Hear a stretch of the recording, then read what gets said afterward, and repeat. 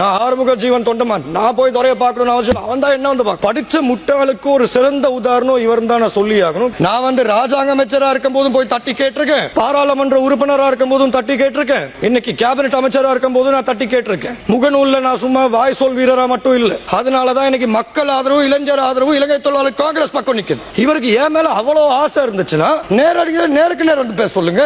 ஏன் சபையோட பாதுகாப்புக்கு பின்னால் உட்கார்ந்து பேசிட்டு இருக்காரு?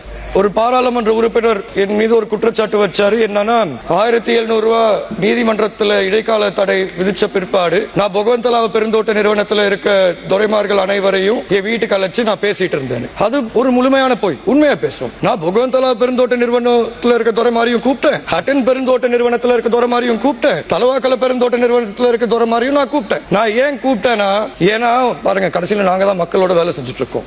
சும்மா இங்க உட்கார்ந்து முகநூல்ல அறிக்கை விடுறோம் நாங்க கிடையாது. மக்கள் எங்க கிட்ட வந்து சொன்னாங்க, அங்க இருக்க முகாமையாளர்கள் எல்லாம் ரொம்ப சந்தோஷப்பட்டாங்க அந்த இடைக்கால தடை வரும்போது. நான் அவங்க எல்லாரையும் கூப்பிட்டு சொன்னேன், கடைசியில அங்க இருக்க தோட்ட முகாமையாளர் வந்து அங்க இருக்க மக்களுக்கும் அவங்களுக்கும் இருக்க உறவு தான் முக்கியம். இவங்க வந்து நடுவுல அரசியல் செய்யணும், அதை செய்யணும்னு நினைச்சா கட்டாயம் பிரச்சனையில தான் முடியும். நான் வந்து ஒளிவு மறைவா பேசணும்னு அவசியம் இல்ல. நான் ஆறுமுக ஜீவன் தொண்டமான். நான் போய் துறையை பார்க்கணும்னு அவசியம். அவன் தான் என்ன வந்து அப்படி இருக்கும்போது இவங்க வந்து பேசுறது எப்படி வேணாலும் பேசிக்கலாம். ஆனா உண்மையான நிலவரம் இன்னும் நான் கடைசியா சொல்லிடுறேங்க. ஒரு உறுப்பினர் அவர்களே, நான் வந்து நேற்று சொன்ன சில முகாமையாளர்கள் எப்படி மக்களை துன்புறுத்துறாங்க.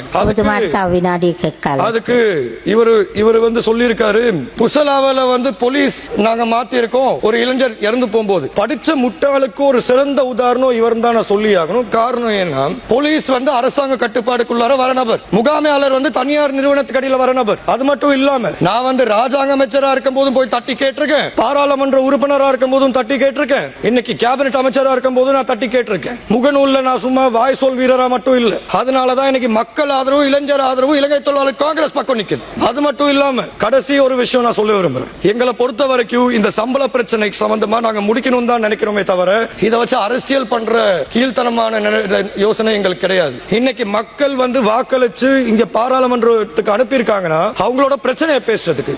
இவருக்கு ஏன் மேல அவ்வளவு ஆசை இருந்துச்சுன்னா நேருக்கு நேர் வந்து பேச சொல்லுங்க.